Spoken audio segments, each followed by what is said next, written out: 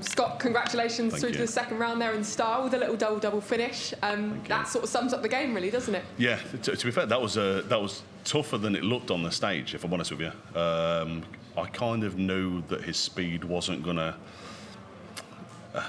I wasn't going to appreciate the speed of his game. So I had to do something somewhere just to get myself back in the game. And obviously the first 180, they'll say it's not a blind one, but I chucked it without looking. Yeah, just trying to get in the game. It was a tough game from Paulo, great player, but you know I had to do something to win that, and I did enough, I think. Yeah, I was going to say you probably have to give credit to Paulo Nebrida because it's not like he really did much wrong at all in that match. No, not at all. After 2-0, I think the averages were exactly the same. I'm looking over on the board there. It's 99. I'll take that. I'll take that after having Dartitis apparently 2 months ago. He was so good and he was so steady. What he did wrong was he had 2 or 3 visits in the middle of a couple of games where he couldn't hit a treble, and I just carried on banging the treble. So fair play to him, respect to him, all the best on the way home and stuff like that. And he'll probably be back next year, no doubt. But yeah, I'm here to win games and win money. That's what I'm here for. We seem to see you sort of come alive on this Ali Pali stage every year. What is it about the atmosphere that makes you play some of your best darts? It's just the crowd. It's just getting involved with the crowd, being a bit of a joker, a bit of a clown, a bit of an idiot. That's pretty much me. And if I can get involved with people and people enjoy what I do and all the stupid stuff I do up there, then I'm going to get people on my side. And that was the plan for today, especially with the speed of his game. Like I said, like he's not started his throw routine until I've walked past him on the hockey, and I'm thinking, what am I going to do? But it seemed to work all right. But the problem is the next game is the complete opposite. It's either got Jermaine or Dominic, who are not the slowest of players. So I've got to decide what I'm going to do in between there.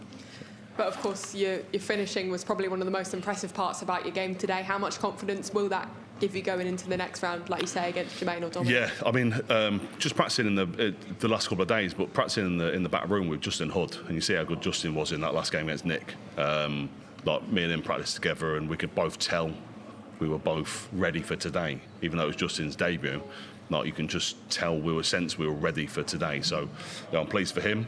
I'm obviously really pleased. I'm not bothered about anyone else really. It's all about me. But yeah, I'm pleased. And then we go for another week, a week today when I play Jermaine or Dominic. Congratulations, Scott. Well done. Thank you. Scott. Philippe. Congratulations. Thank you. In the build-up to the World Championship, you promised That's us... mine as well. Perfect. You promised us fireworks. You promised us the Scott Williams. And like the postman, you delivered here, as always. It looked $1 million Not if it's the Royal Mail, son. Did you feel $1 million up there from where you've been? It took me a couple of legs to get into it, if I'm honest with you. I felt okay. I felt really good practicing. Even the last week or so, practicing with Rob and just chucking generally. I've been here the last couple of nights, practicing in the back room on my own, just like getting a feel for everything again. I've not played a lot of TV stuff this year, which is obviously a disappointment for me and all the crowd that really like me, because I know I've got 1 million fans out there. But it's just like, I love this stage. You know, everyone knows. Everyone that's going to ask me questions know how much I love being here, putting on a show. Regardless of how good or bad I am in the next game, I'm still going to do exactly the same. From where you were to where you are now, this is almost like the rebirth. Do you feel better than you were when you got to the semi-final 2 years ago? I'm not sure. That's a good question, Philip. Thank you, but I don't know the actual answer. The preparation has been completely different. I've moved house recently. Stuff even the last couple of days going on with my family. My son's been in hospital for whatever reason he's been. So I'm not going into detail with that, and he's fine, by the way. But it's just like there's so much going on everywhere. Oh, by the way, you've got £100,000 coming off. Yeah, all right, I've got a quarter of it back. Winning one game, cool. I'm not really bothered. I'm back up to like 39 or something in the world, sure. But no, I just love being a part of this game. I love being a part of here. I wish they'd put me on an evening session. I like it. I like afternoon sessions. Just put me on an evening session where it's a bit rowdier out there, so I can get them on. But regardless of that, like, I'm pleased to get the win.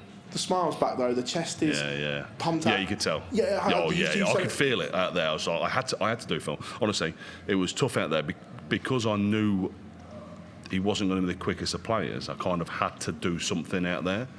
So I kind of changed the way I approached the hockey after the throw-in. I changed the way I got the darts and walked away. And I had to do something behind him because I could do my whole routine and he still hasn't thrown one dart, let alone 3 darts.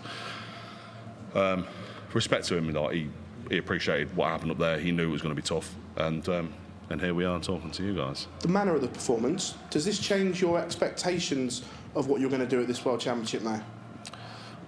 No, it was always going to be tough, regardless, because of even the quarter I'm in. Like, Jermaine, compared to some of the runs I've had, and no offence to Jermaine, I beat him last time I played him, doesn't mean I'm going to beat him next time. But it's like, he's easier than a couple of the runs I've had, or a couple of the people I've beat to get on said game. So it's like, anything can happen between now and next week. So I'm going to have a couple of days here with Josh. I'm going to go home for a couple of days and see the family, and then I'm going to come back and prepare hard again. Cheers, Phil. Scott, congratulations on the win. Just first of all, you were showing the cameras you're on there. Is that a new tattoo? New tattoo, yeah. To be fair, I told him that I'd put it out there. The problem is, on my throwing arm, I've got one of the worst tattoos you'll ever see in your life that I got when I was 16. And it's going to hurt a lot to get it taken off. So I told him I'd show him. So he'll appreciate that. But it's some great artwork.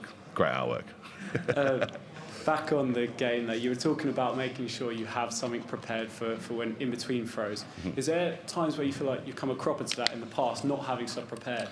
Absolutely. When you play games, Luke Humphries is a great example. When I played him in the semis, he's such a quick thrower. Sometimes you can't keep up with him. Same with Josh. Playing with Josh is hard work. Even though I practice with him, you still can't quite gauge what's going to happen, but they throw so quickly, and then you end up getting involved in their throw and it doesn't suit you. So I kind of had to do something for myself there. And I've had a couple of people ask me, like, you've seen he's quite slow, and I was like, he's not actually slow. He actually throws quite quick, but his approach to the hockey is a little slower. The way he retrieves or walks is a little slower, so I kind of had to slow my game down. It worked, and I'm just happy to be here. Now that you're thinking about these things and you're getting through games with these pre-prepared tactics, if you like, to focus, do you think we could see next year different side of your game where you're coming out and you're prepared and you're coming for every single game? The problem is, like, when it comes to next year, like, the floor stuff is completely different to this stuff. As much as this year, like, it's probably been my best year on the floor ever. I made a final, 2 semis, I think 2 or 3 quarterfinals this year, and I felt so good for the first 3 quarters of the year, and then I was just going through some stuff at home, and there's so much stuff going on where mentally, as mentally strong as I am, and you guys know how mentally strong I am, like, it hits you, and you have to kind of change stuff a little bit, and that's with the DARTITIS kind of stuff. That's where it started coming from. But, as you can see, I've powered through that, stronger than ever, feeling good. Probably the best game I've played for 6 months. Felt good, stage is great, crowd were awesome, and I'm looking forward to being back next Tuesday. Best luck for the rest. Thank you. Scott, well done on that win. Thank you. You did touch on it, the 100,000 comes off your ranking now. Is it less pressure knowing that you've only got to reach the quarter-final to get that £100,000 back compared to 2 years ago? No, it's the same pressure. It's just exactly the same. I've still got to play the same amount of games nearly, minus 1 game obviously, but it's still trying to, especially if you look at the quarter I've been put in, like Gary, Michael, Josh, I'm like, yeah, cool, yeah, give me any of them. And I've never beaten Josh as well, so that's the worst thing. But it's difficult regardless of whatever, because you've got to prepare. You can't prepare like a Pro Tour where you're playing 7 games in a day. You're preparing for a game, and then you've got a week off. Like, I literally have a week off now, which I'm not a big fan of. I've got a week off to then do what am I doing? I'm going to practice a little bit. I'm going to go home. I'm going to, do normal stuff. So, preparation is going to be completely different to a Pro Tour. It's going to be completely different to maybe last year, the year before. Yeah, I don't know. I feel good, and we'll go from game to game. You talked about how at the end of the year your mental strength was tested and everything with the DARTITIS and stuff. Yeah. How difficult mentally was it to come through that and then go on that stage with people watching you, more people than ever before? The problem is with that is, and I'm sorry to cut your question short, when you have a blip or a yip or a problem with DARTITIS, so many people pick it up. The worst thing was I had it prior to that video against me and Ryan Joyce. I had it for a month prior to that, but no one see it. So as soon as it come on and it's out there, and people are texting me, treating it like it's cancer. Right, I'm okay, I'm fine, I'm going to get over it.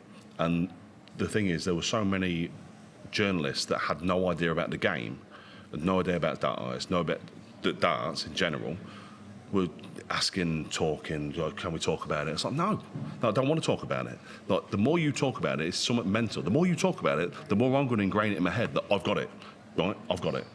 So I've gone the last month and a half, 6 weeks, 8 weeks, where I've gone, I haven't got it.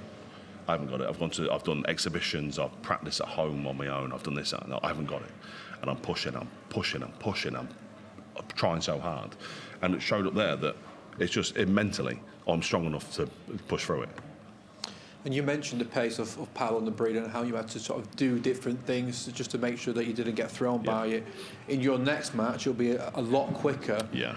Is there anything that you'll do just to make sure you don't get caught up in the speed? Say if Jermaine wants to No, I can really get through quick. that. No, I can get through Jermaine's game, no problem. If it is Jermaine, it might be Dominic. Actually, Dominic beat me the last time I played him, and he was very good. But Jermaine's game doesn't bother me. I can get involved in that. The thing with it is we have a crowd. We have loads of people around that love me, that want to see me win. They just want to see the underdog, or whether it's just the showman or whatever they want to see him win.